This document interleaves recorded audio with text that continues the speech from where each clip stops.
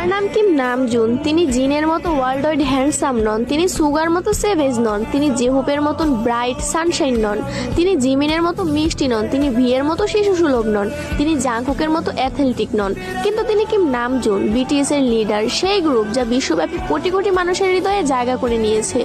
তার আইকিউ 148। তিনি গণিতে একজন জিনিয়াস। উচ্চ মাধ্যমিক পরীক্ষায় দেশের শীর্ষ 1% স্থান পেয়েছেন। কোরিয়ার টপ 1% বুদ্ধিমান মানুষের তালিকায় আছেন। কোরিয়ার সিভিল সার্ভিস পরীক্ষায় প্রথম স্থান অর্জনকারী। Test of English for international কমিউনিকেশনে স্কোর 900+। ডেবিউর আগে ছিলেন একজন আন্ডারগ্রাউন্ডার র্যাপার, ইলেকট্রনিক ইঞ্জিনিয়ারিং এ স্নাতক। শুধুমাত্র ফ্রেন্ডস সিরিজ দেখে ইংরেজি শিখেছেন। 3টি ভাষায় কোরিয়ান, ইংরেজি এবং জাপানিতে দক্ষ।